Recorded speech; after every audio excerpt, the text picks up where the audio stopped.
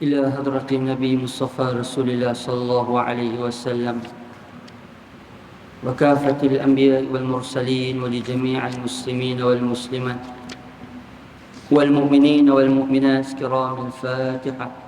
أعوذ بالله من الشيطان الرجيم. بسم الله الرحمن الرحيم. الحمد لله رب العالمين الرحمن الرحيم مالك يوم الدين. إياك نعبد وإياك نستعين. اهدنا الصراط المستقيم صراط الذين أنعمت عليهم غير المغضوب عليهم ولا الضالين آمين. بسم الله الرحمن الرحيم. الحمد لله رب العالمين وصلوات الله وسلامه على أشرف الأنبياء والمرسلين سيدنا ومولانا محمد وعلى آله وصحبه أجمعين. سبحانك لا علم لنا إلا ما علمتنا إنك أنت العليم الحكيم. ولا حول ولا قوة إلا بالله العلي العظيم. ولا حول ولا قوة إلا بالله العلي العظيم. ولا حول ولا قوة إلا بالله العلي العظيم. اللهم ارزقنا فهم النبيين وحفظ المرسلين وإلهام الملائكة المقربين واهدنا بهداية عارفين. اللهم افتح علينا حكمتك وانشر علينا من خزائن رحمتك يا أرحم الراحمين. السلام عليكم ورحمة الله تعالى وبركاته.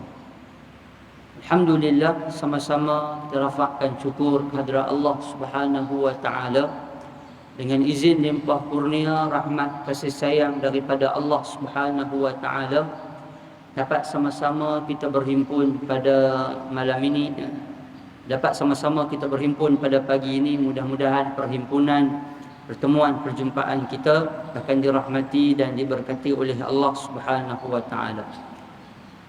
Tuan-tuan muslimin muslimat yang dikasihi dan dirahmati oleh Allah sekalian, insya-Allah pada pagi ini, sebelum kita nak baca hadis kita ataupun kitab kita menggunakan kitab 40 hadis Nabi Muhammad sallallahu alaihi wasallam bercerita mendidik umat di taman Kisah. Saya nak mengajak kepada tuan-tuan hadirin muslimin muslimat semua untuk kita sama-sama mengamalkan salah satu daripada amalan yang saya kira cukup baik, khususnya untuk tuan-tuan yang menjadi kebiasaan menunggu solat ataupun menunggu di antara azan dan iqamah. Dalam satu hadis tuan-tuan, Nabi sallallahu alaihi wasallam sebut, Nabi kata la yaruddu du'a bainal adhan wal iqamah. Nabi kata doa di antara azan dan iqamah itu tidak akan ditolak. Tidak akan ditolak doa di antara azan dan iqamah. Atau kama qala. Kalau kita tengok balik mengikut kepada situasi keadaan ataupun semasa kebanyakan di masjid-masjid kita, waktu yang paling lama yang diberikan masa di antara azan dan iqamah adalah pada waktu subuh. Ada sebahagian masjid kadang-kadang dia letakkan waktu, macam masjid kita pun dia letakkan waktu. Kalau masjid-masjid, antaranya beberapa masjid-masjid yang lain, Zuhur, Asar, Maghrib, Isya itu kurang lebih semua letakkan 10 minit.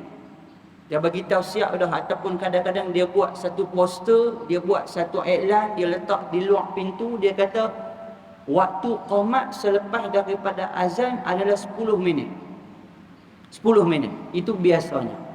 Tapi bagi waktu subuh biasanya lebih panjang. Dia akan ambil masa sekurang-kurangnya 15 minit kebiasaannya. Sebab nak beri ruang kepada orang yang mungkin baru sedap daripada tidur, mungkin baru berasa nak sempat nak pakai baju dan sebagainya, kalut dengan pagi sebagainya. Jadi ada kesempatan untuk nak mai sembahyang subuh bersama-sama dengan imam di masjid. Baik, tuan-tuan, hadis yang kita bacakan tadi itu salah satunya ditulis oleh Imam Nawawi dalam kitab dia, dalam kitab Riyadhus Shalihin. Disebutkan bahawa Antara doa yang disarankan untuk kita baca di antara azan dan iqamah ni apa dia? Allahumma inna nas'aluka al-afwa wal-afiyah. Itu yang boleh kita baca. Allahumma inna nas'aluka al-afwa wal-afiyah. Maknanya tuan-tuan, setiap kali bila kita baca doa, kan biasanya bila kita azan, habis azan nak tunggu iqamah, kita akan semayang. Semayang sunat. Nak semayang qabliyah ke, nak semayang tahiyatul masjid ke, itu terpulang. Tapi di antara doa yang tuan-tuan boleh baca, bacalah doa Allahumma inna nas'aluka al-afwa wal-afiyah. Kita ulang sekali lagi, Allahumma inna nas'aluka al-afwa wal-afiyah. Dalam hadis yang panjang, bila sahabat Nabi tanya kepada Nabi Rasulullah, apa doa yang boleh aku baca? Maka Nabi pun sebut, nas'alukal afwa wal afiyah. Tas'alukal afwa wal afiyah. Kamu mintalah doa kepada Allah, afwa, keampunan, al-afiyah, dan kesihatan tubuh badan. Mintalah Allah Subhanahu wa ta'ala berikan kepada kamu keampunan daripada kesalahan-kesalahan dan juga kesihatan tubuh badan. Tuan-tuan, jadi itulah perkara yang boleh kita minta. Selepas ni, di antara amalan yang kita dah buat dah, selepas daripada azan itu, dengan kita berzikir, dengan kita baca Al-Quran, dengan kita salat, dengan kita semayang, menunggu waktu ketika nak qamat. Di samping itu kita perbanyakkan baca doa tadi. Banyak baca doa tadi. Allahumma inna, kalau kita baca sendiri, Allahumma inni as'alukal afwa wal afiyah. Baca doa tu banyak-banyak tuan-tuan. Mudah-mudahan Allah Subhanahu wa ta'ala beri apa yang kita doakan tadi. InsyaAllah pada pagi ini tuan-tuan, kita akan masuk hadis yang ke-29, muka surat 108. Pada pertemuan yang lalu, kita dah baca hadis yang ke-28 yang bertajuk tersilap orang ketika memberi sedekah. Yang ini kita dah baca, kita dah cerita dengan panjang lebar. Bagaimana Nabi SAW sebut, orang yang tersilap bersedekah pun Allah Subhanahu wa ta'ala masih lagi mengirakan pahala pada dia. Walaupun dia salah, silap bagi dekat orang. Kan orang main buat scam, nak abang kata buka tahfiz tang tu, buka tahfiz tang ni, bawa tabung tang tu, bawa tabung tang ni, tengok-tengok dia tipu kita. Walaupun tipu, walaupun silap, walaupun salah, tetap pahala sedekah akan diberi kepada orang yang bersedekah. InsyaAllah pada pagi ini kita akan masuk hadis yang ke-29 yang bertajuk seorang lelaki yang membunuh 100 orang. Seorang lelaki yang membunuh 100 orang. Tuan-tuan, hadis yang kita nak baca pada pagi ini, hadis yang masyhur. Hadis yang sebenarnya kita biasa dengar dah. Bagaimana kisah satu orang lelaki yang membunuh 100 orang. Tuan-tuan, hukum membunuh itu, hukum dia adalah dosa besar. Tetapi tidaklah sampai kepada kafir. Walaupun ada hadis yang Nabi sebut, Nabi kata sibabul muslim fusuqun. Orang yang mengeji, orang yang mengutuk, orang yang mengumpat kepada orang-orang Islam itu dosa besar. Wa qitaluhu kufr, dan membunuh orang itu adalah kafir. Hadis itu dia kena takwil tuan-tuan, dia kena baca syarah dia.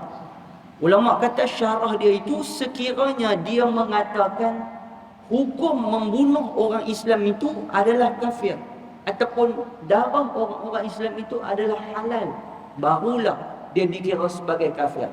Maknanya dia menghalalkan yang haram, dia mengharamkan yang halal.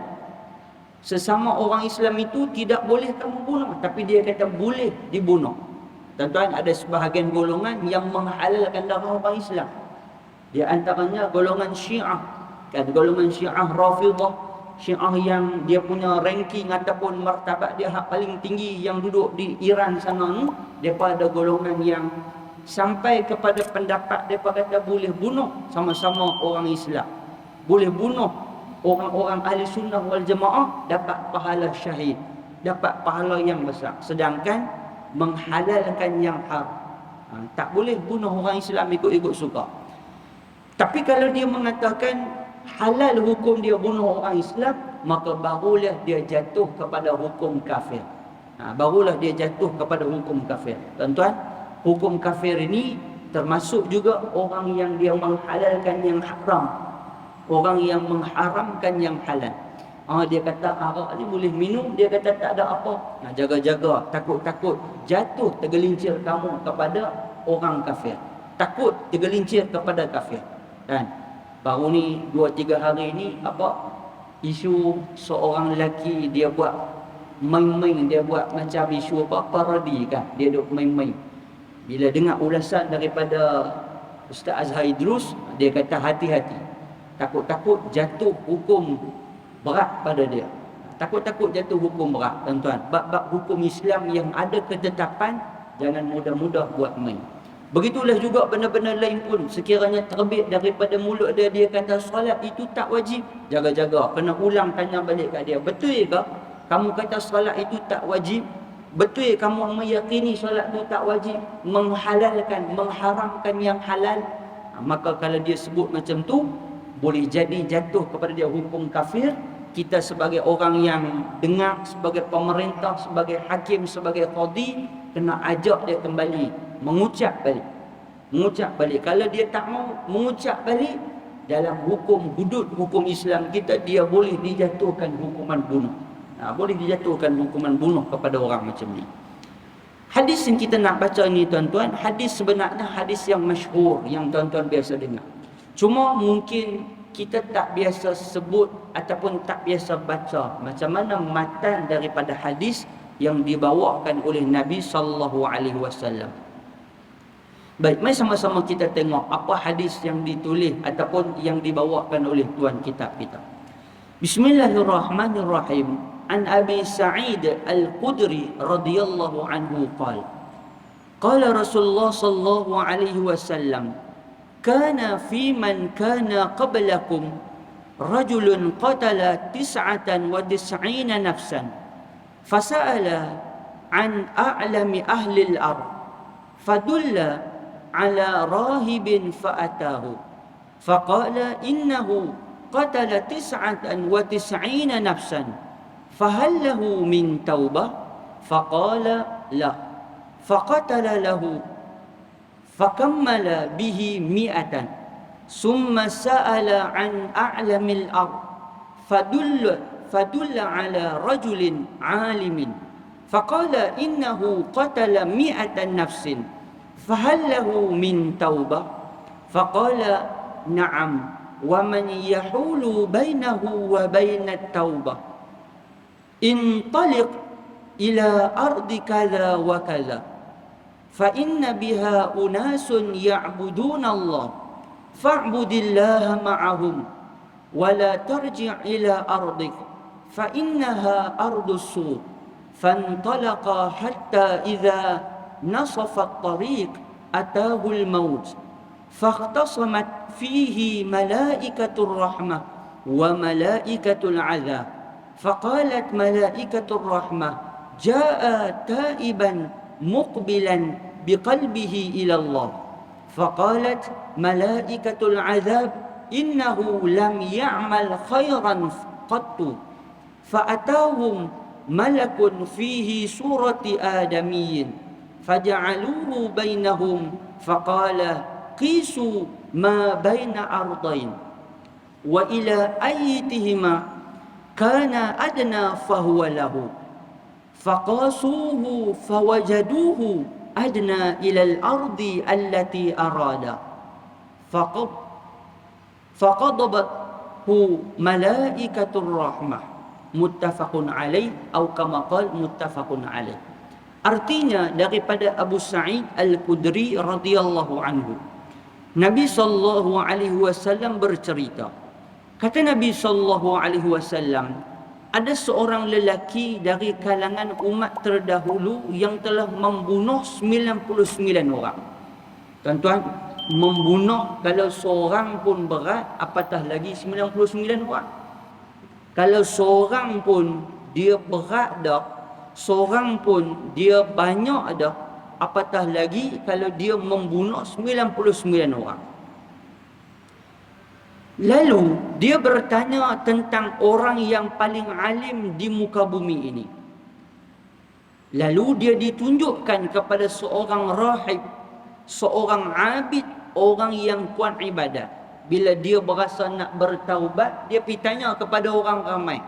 Boleh tak aku nak tanya dekat hampa, ada tak siapa-siapa yang boleh bantu aku, boleh tolong aku, boleh pimpin aku, boleh ajarkan kepada aku tentang bagaimana cara nak taubat dan sebagainya, nak pergi tanya kepada dia.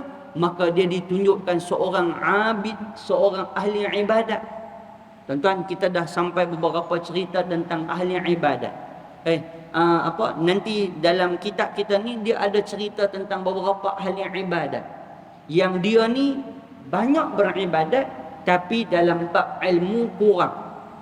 Rajin semayang, rajin puasa, rajin solat, rajin zikir, rajin baca Quran, tapi bab hukum, bab fiqh aulawiyat, bab keutamaan perkara-perkara yang perlu diutamakan ni dia tak berapa pandai. Ada perkara-perkara yang melibatkan tentang hukum dia kurang. Maka lelaki tadi ni ditunjukkan orang yang macam ni, orang yang tidak alim, orang yang dia bukan ahli, yang betul-betul mahir dalam ilmu. Maka dia pun pergi menemui si rahib dan dia menyebutkan bahawa dia telah membunuh 100 orang. Adakah dia masih layak bertaubat? Dia pergi jumpa lelaki rahib tu, dia kata, tuan, dia kata saya ni baru bunuh 99 orang. Agak-agak saya ni macam mana keadaan saya ni? Adakah Allah akan terima taubat saya? Si rahib ni oleh kerana dia ni kurang ilmu, dia terus kata la, dia kata tak ada. Dia kata mana boleh, orang yang bunuh 99 orang ni tak ada tempat dah, neraka cerita dia. Dia kata terus. Dia pergi kata dia kata tidak ada tempat bagi kamu. Lantas lelaki tadi tu, lelaki berkenaan membunuhnya sehingga genap 100 orang. Bila kata macam tu, lelaki hak ni tak cakap banyak dah. Dia ambil pedang dia cantah bagi cukup 100 terus. Dia kata hak tadi 99, maka genaplah hari ni 100 orang aku membunuh orang. Kemudian dia bertanya lagi tentang orang yang paling alim di atas bumi. Bila dah jadi macam tu, dia tanya lagi orang ramai, siapa yang boleh pimpin aku, yang boleh pandu aku, yang boleh bimbing aku, yang boleh jadi murabbi kepada aku tentang soalan-soalan ataupun perihal dosa yang aku buat ni. Maka dia ditunjukkan kepada seorang lelaki yang berilmu. Kali yang kedua ni dia ditunjukkan kepada orang yang betul, orang alim. Tuan-tuan, kalau kita hari ni beza di antara abid dan juga orang alim, ataupun kita sebut hari ni murabbi. Tuan-tuan, murabbi ini orang yang dia boleh bimbing kita, orang yang dia boleh tunjuk ajar kita. Dia bukan tunjuk saja, tapi dia tunjuk ajar kita. Yang tu baru betul. Dia boleh bimbing kita, dia boleh pimpin kita, dia boleh tarik tangan kita bersama-sama dengan dia tu sehingga kita boleh merasakan keindahan Islam tu bagaimana. Lalu dia ditunjukkan kepada seorang lelaki yang berilmu. Lalu dia menyebutkan bahawa dia telah membunuh 100 orang. Adakah masih layak untuk dia bertaubat? Dia pergi jumpa dengan lelaki yang alim tadi ni. Dia pun cerita pengalaman hidup dia. Dia kata, tuan, saya ni bunuh 99 orang. Dia kata, baru saat ni ya, dia kata, baru tadi ya, dia kata, saya dah bunuh bagi cukup 100 orang. Tuan agak-agak nak kata apalah dengan perbuatan ataupun dengan apa yang saya buat ni. Dan tuan-tuan cuba, kalau tuan cuba sebutlah kat saya bagi betul-betul tengok. Takut-takut tuan pula jadi orang yang ke-101. Tadi saya dah bunuh 100 dah. Tuan cakaplah, tengok bagi cermat sikit. Takut-takut tuan pula jadi calon yang ke-101. Maka lelaki ni pun dia jawab, oleh kerana dia orang yang alim, dia orang yang boleh membimbing, dia orang yang mursyid. Tuan-tuan, guru yang mursyid, guru yang murabbi, yang boleh memimpin. Maka dia pun sebut kepada lelaki tadi. Lelaki berilmu itu berkata, ya, apakah yang menghalang di antaranya, di antara kamu dan di antara Allah Subhanahu wa taala itu dengan bertaubat? Laki yang alim ni pun dia sebut dengan perkataan yang baik. Dia kata, tidak ada yang menghalang kamu wahai si fulan. Tak boleh apa yang menghalang kamu pun di antara kamu dengan Allah Subhanahu wa taala sekiranya kamu nak bertaubat. Kalau kamu nak taubat, tak ada masalah apa. Kamu pilih nak bertaubat kepada Allah Subhanahu wa taala ni, tidak ada jalan yang boleh tutup kamu. Tidak ada dosa yang boleh menghalang kamu, tak ada pun. Jangan takut, jangan risau. Maksudnya apa? Laki murabbi, mursyid ini dia bagi sinar kepada kawan tu. Dia bagi rasa pengharapan kepada kawan tadi tu. Cuma dia bagi beberapa syarat. Dia bagi beberapa syarat. Tapi dia kata, kalau hang nak berubah, kalau hang nak bertaubat, hang kena buat beberapa perkara. Yang pertama, dia kata, pergilah ke tempat itu. Di sana terdapat golongan manusia yang beribadah kepada Allah Subhanahu wa taala. Maka disebutkan dalam hadis, dia kata, maka beribadahlah kamu bersama-sama mereka. Laki ni kata, kamu kalau kamu nak berhijrah, kamu nak berpindah, kamu nak bertaubat, kamu tak mau lagi melakukan perkara yang dulu kamu biasa buat, kamu kena pindah tempat, pi cari golongan-golongan yang boleh bantu kamu. Kamu pindah pi tempat baru, tempat yang orang tak kenal kamu. Jangan pulang ke tempat kamu kerana ia tempat yang buruk. Kamu jangan patah balik pi tempat lama. Takut kalau pi tempat lama, orang akan kata kat kamu, hang ni dah buat berlakon apa, dia kata. Dia buat berlakon boleh, dulu ni jahat, dulu ni tak mau nak buat baik, dulu ni tak pakai tudung, dulu ni pakai raga, dulu ni pakai dia buat macam-macam. Dia akan pelekeh kamu nanti. Kamu carilah tempat yang orang tak kenal kamu, supaya kamu boleh duduk dengan aman, dengan tenang. Takut-takut kalau orang silap kata pula, kamu bunuh orang pula. Carilah tempat-tempat yang aman, tempat-tempat yang tenang, tempat-tempat yang baik, untuk kamu boleh duduk bersama-sama beribadat kepada Allah Subhanahu wa taala. Lalu dia pun bertolak ke tempat yang disebutkan, sehingga sampai di pertengahan jalan, malaikat maut datang mengambil nyawanya. Tuan-tuan, dia keluar daripada tempat tadi, tempat dia bertemu dengan orang alim tadi ni. Bila dia keluar daripada tempat dia tu, bila dia sampai di pertengahan jalan, tiba-tiba malaikat maut cabut nyawa dia. Malaikat maut nak tarik cabut nyawa dia. Kemudian berselisih di antara malaikat rahmat dan malaikat azab. Dua malaikat mai nak bawa dia ni nak pi ke tempat masing-masing.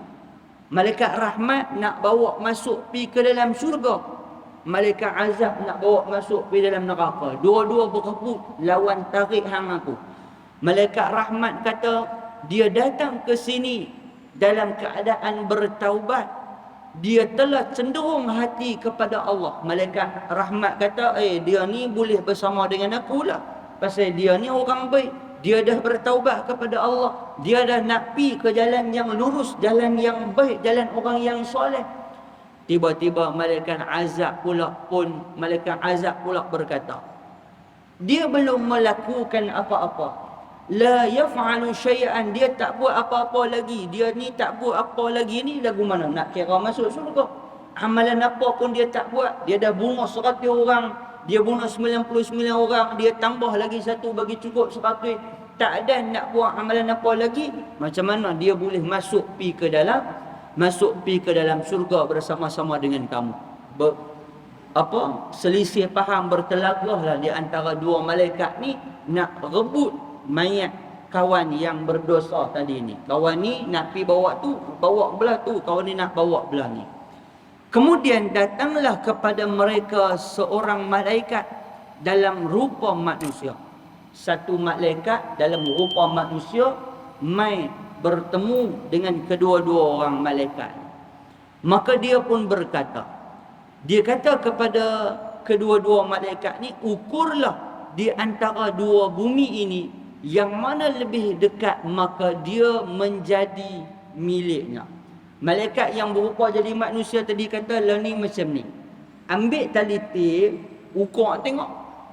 Ambil tali tip, kira tengok siapa yang lebih jarak dia tu dekat dengan dia.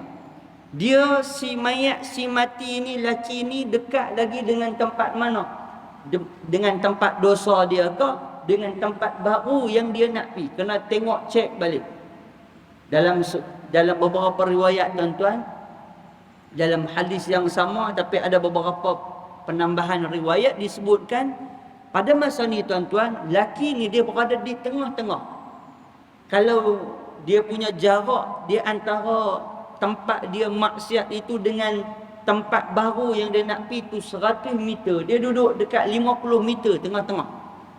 Dia duduk dekat 50 meter tengah-tengah. Maksudnya dia berada di tengah-tengah. Belah ni pun tak, belah ni pun tak. Pada masa tu tuan-tuan, Allah Subhanahu Wa Taala perintahkan kepada bumi, kepada tanah yang tempat dia mati tadi ni, supaya renjak sikit, biar dia menghampiri kepada tempat orang yang soleh, orang yang baik. Dalam hadis kata, dalam riwayat yang lain juga disebutkan, jarak di antara lelaki tadi itu, di antara tempat yang baik dengan tempat yang jahat itu, lebih dia tak banyak. Bila malaikat tarik tali, tengok, ukur tengok, bila malaikat ukur ni, beza di antara kedua-dua tempat yang soleh dengan tempat yang baik tu cuma shibran, iaitu hanya satu jengkai. Kira-kira balik, dia ni pun 50 meter, dia ni pun 50 meter, tapi 50 meter dia ni kurang sikit, kurang sejengkai. Lagi sejengkai cukuplah 50 meter. Macam tu je. Maksudnya Allah Subhanahu Wa Taala selamatkan dia. Kemudian tuan-tuan, dalam hadis kita yang kita baca ni, bila jadi macam tu, mereka pun mengukur, malaikat pun ukur. Lalu mereka mendapati bahawa lelaki itu lebih dekat dengan tempat dia ingin pergi. Bila tarik-tarik tali, cek, tengok, rupa-rupanya tempat lelaki ni nak berubah jadi orang yang baik itu lebih dekat berbanding tempat jahat yang dia biasa buat dulu. Lantas malaikat rahmat pun memegangnya, membawanya masuk ke dalam syurga. Baik, keterangan hadis. Kata tuan kitab kita, kisah ini membuka seluas-luas pintu harapan kepada orang yang bergelumang dengan maksiat. Tuan-tuan, orang yang melakukan maksiat, seluas sebesar mana pun dosa dia, setinggi mana pun dosa dia, setinggi langit pun, seluas mana pun dosa dia, seluas lautan sekalipun, Allah Subhanahu Wa Taala mengampunkan, akan mengampunkan dosa dia sekiranya dia nak bertaubat. Sebesar mana pun dosa itu, Allah bersedia menerima taubat selagi mana nyawa belum sampai di halqum dan selagi matahari belum terbit dari barat. Ada dua ciri bagi orang yang Allah Subhanahu Wa Taala akan terima taubat dia. Allah tidak akan terima taubat selagi tak sampai ataupun selagi belum terjadi dua benda ni. Maksudnya Allah Ta'ala akan terima bila-bila masa, anytime, tak kira. Dalam hadis sebut, sekiranya kamu melakukan dosa pada waktu malam, kemudian kamu bertaubat pada waktu pagi, Allah Maha menerima taubat. Sekiranya kamu melakukan dosa pada waktu siang, kamu bertaubat pada waktu malam, Allah Maha menerima taubat. Allah Subhanahu Wa Taala sentiasa membuka pintu taubat kepada kamu, tak kira bila masa pun kamu bertaubat. Tuan-tuan, kecuali pada dua keadaan. Keadaan yang pertama, ketika mana nyawa kamu berada di gharrah, berada di halqum.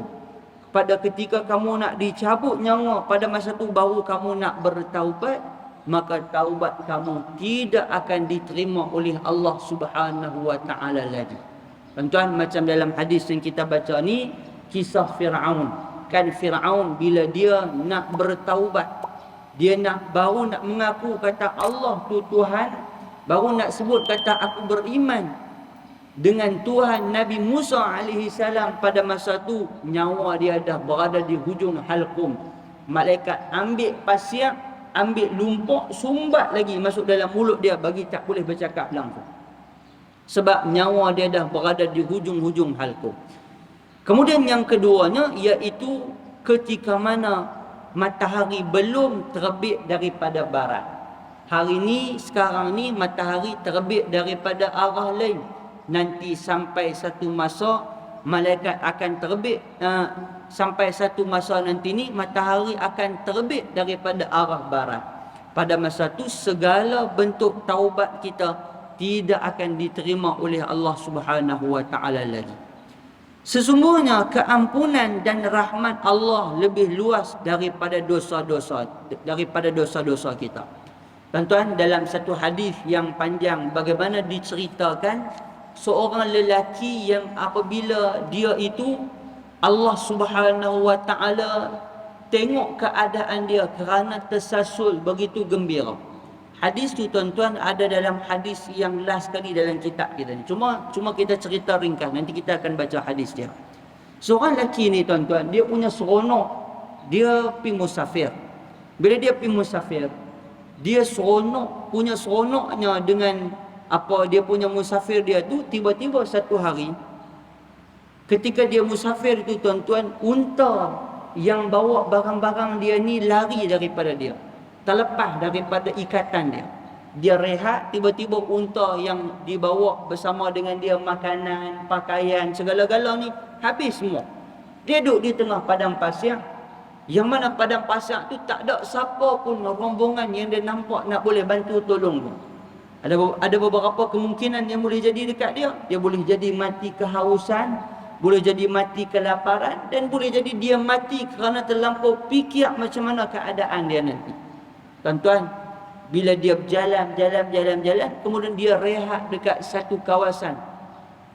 Tengah dia rehat tadi tu tuan-tuan, tiba-tiba unta yang bawa barang dia tadi tu mai semula dekat dia.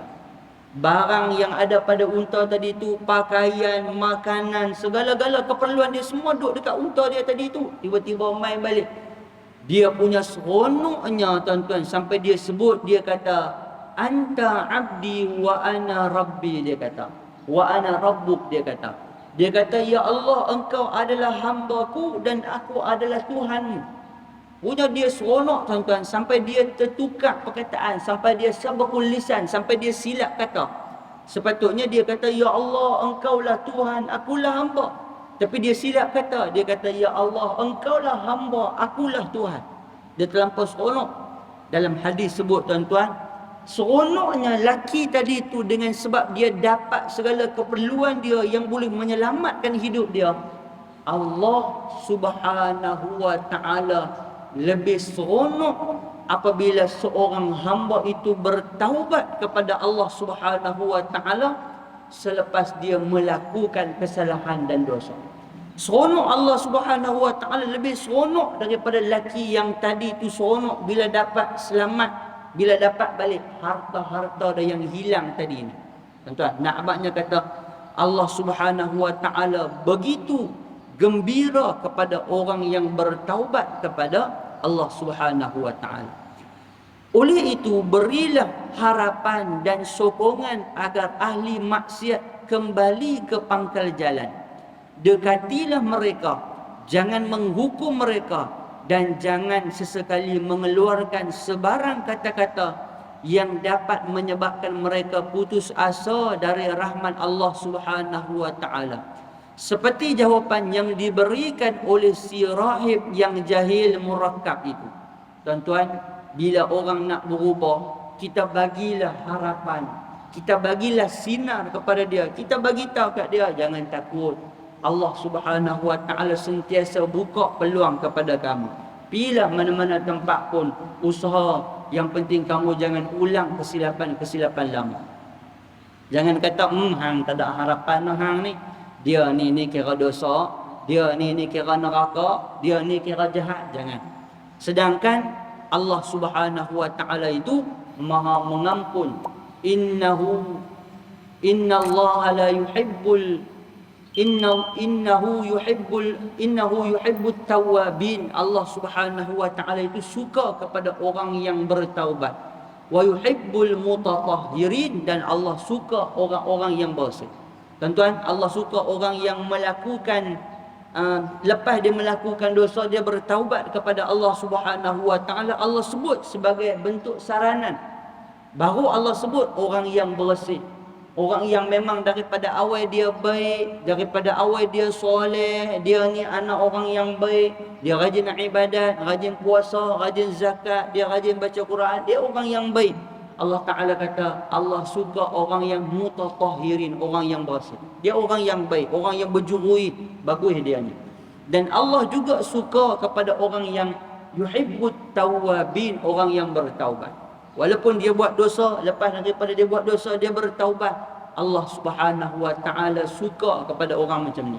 Ulama kata ayat ini diletakkan pertama tawwabin, kedua mutatahhirin itu kerana nak beri saranan kepada orang yang melakukan dosa. Dia buat dosa, dia bertaubat, Allah Subhanahu wa taala suka. Cuma tuan-tuan, bukan bermakna buat dosa dulu lepas tu baru taubat. Dah, itu salah faham. Oh, dia kata kalau macam tu buat dosa dululah, buat dosa bagi banyak-banyak lepas tu bertaubat. Dah, bukan maksud macam tu. Tapi sekiranya melakukan dosa, dosa yang kamu buat tu berulang-ulang kali sekalipun, maka Allah Subhanahu wa taala sentiasa menerima segala taubat kamu.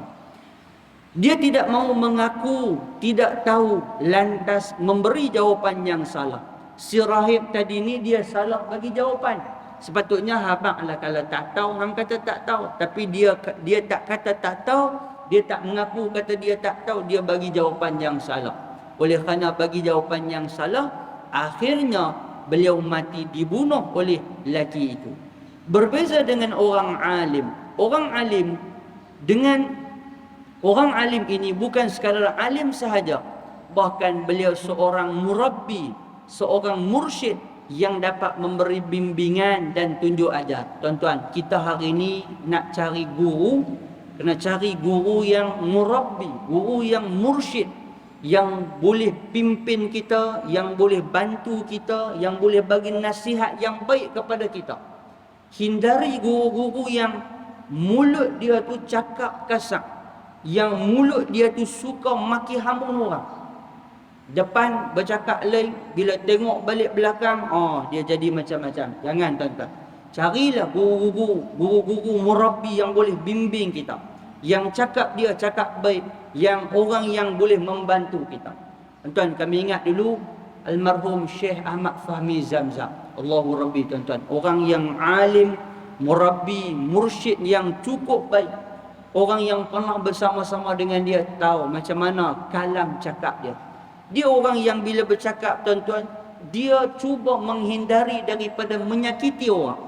Orang yang minta nasihat kepada dia pun, dia bagi nasihat yang tak sampai menyakiti kepada orang tadi. Orang tadi dengar berasa lega, berasa suka, seronok dengan apa yang dia bercakap.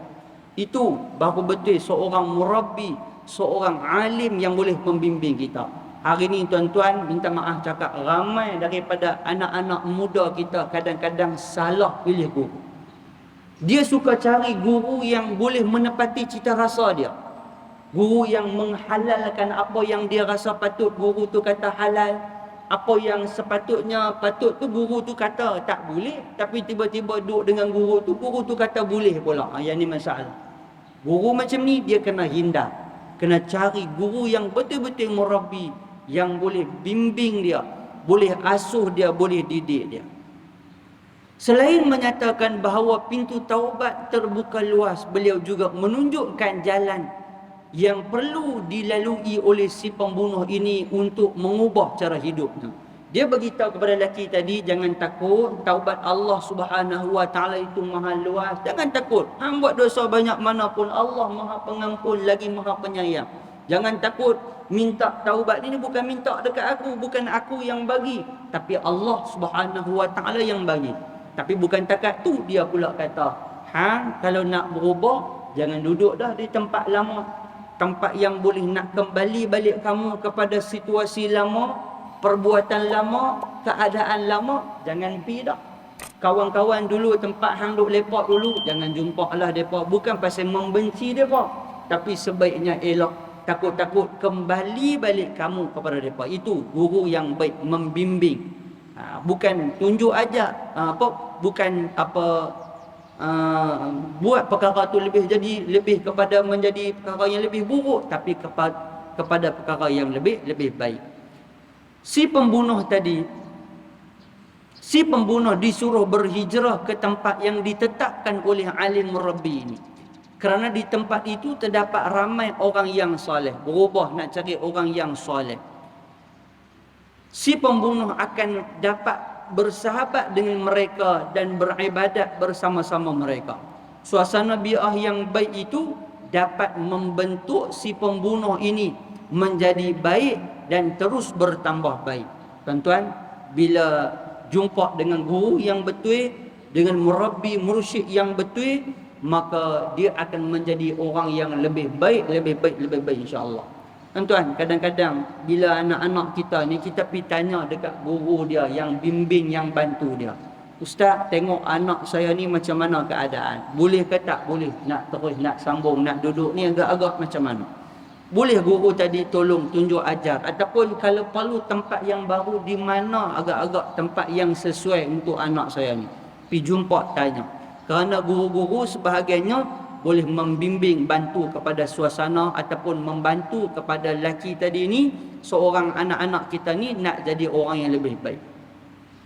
Suasana bi'ah yang baik dapat membentuk si pembunuh ini menjadi lebih baik dan terus bertambah baik. Suasana bi'ah keadaan, tuan-tuan, membantu. Tuan-tuan, kita nak jadi orang yang baik, kena duduk di tempat yang baik. Kalau duduk di tempat yang tak baik, bercakap dengan orang yang suka bercakap benda yang buruk-buruk, bercakap lidah dengan keadaan yang teruk, maka kita pun jadi macam tu. Cari suasana bi'ah yang baik, yang harmoni, kita pergi duduk di tempat bersama-sama dengan mereka. Barulah kita tengok orang baca Quran, kita berasa nak baca Quran. Tengok orang yang solat, kita berasa nak solat. Tengok orang yang berzikir, kita juga berasa nak berzikir macam lelaki tadi. Si pembunuh ini tidak berlengah-lengah lagi, taubat mesti disegerakan. Maka beliau terus berhijrah meninggalkan tempat lamanya ke tempat baru yang diarahkan itu. Di tengah perjalanan beliau menemui kematian, beliau beruntung mendapat husnul khatimah. Allah Subhanahu wa taala sebut, "Qul ya ibadiyalladzina asrafu ala anfusihim la taqnatu min rahmatillah innallaha yaghfiru dzunuba jami'a innahu huwal ghafurur rahim." Katakanlah, wahai hamba-hambaku, alladzina asrafu ala anfusihim, mereka yang menzalimi diri mereka sendiri, janganlah kamu berputus asa. Allah Ta'ala sebut ni, Allah Ta'ala kata, allazi asrafu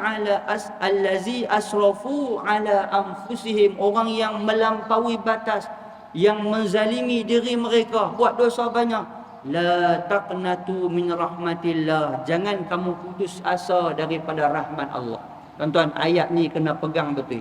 La taqnatu min rahmatillah, jangan kamu putus asa dengan rahmat Allah. Bila dia pegang ayat ni, tuan-tuan, dia tidak akan berduka cita dalam apa jua keadaan. Innallaha yaghfiru dzunuba jami'a, sesungguhnya Allah Subhanahu wa taala mengampuni semua dosa. Dosa-dosa yang kamu buat, Allah akan ampun semua dosa-dosa kamu. Jangan takut, Allah Subhanahu wa taala Maha Pengampun. Innahu huwal ghafurur rahim, sesungguhnya dialah Tuhan yang Maha Pengampun lagi Maha Penyayang. Allah Subhanahu wa taala itu sifat dia Al-Ghafur, sifat Allah Subhanahu wa taala juga Ar-Rahim.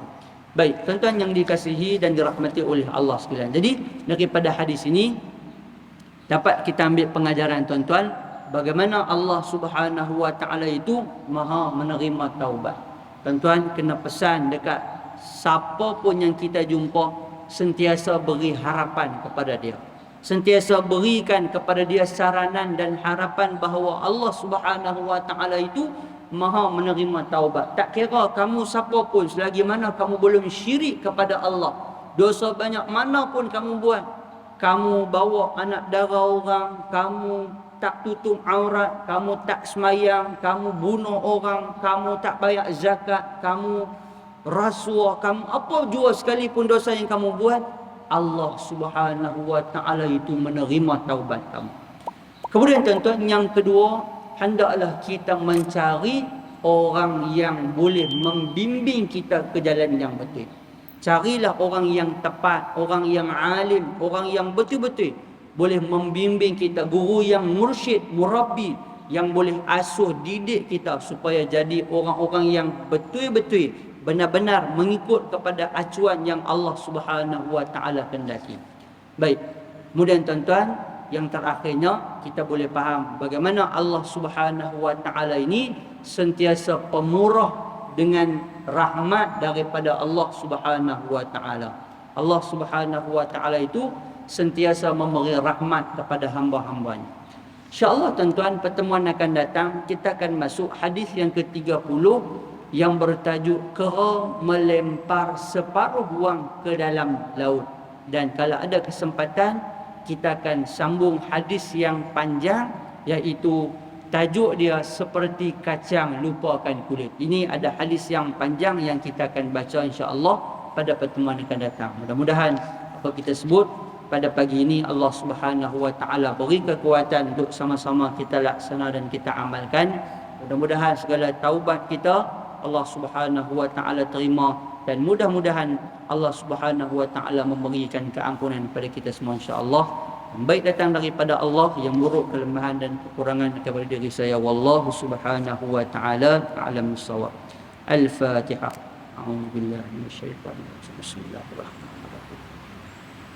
Alhamdulillahirabbil alamin. Iyyaka na'budu wa iyyaka nasta'in. Ihdinas siratal mustaqim. Bismillahirrahmanirrahim. Allahumma astur uyubana wa uyuba muallimin 'anna wa la tuzigh barakata 'ulumihim 'anna bi rahmatika ya arhamar rahimin. Allahumma faqihna fid din wa 'allimna ta'wil. Allahumma faqihna fid din wa 'allimna ta'wil. Allahumma faqihna fid din wa 'allimna ta'wil. Allahumma ahsin 'aqibatana Allahumma ahsin 'aqibatana fil umuri kulliha wa ajirna min khizyi dunya wa 'adzabil akhirah. Rabbana atina في الدنيا حسنة وفي الآخرة حسنة وقنا عذاب النار. صلى الله على محمد وعلى آله وصحبه وبارك وسلم. الحمد لله رب العالمين.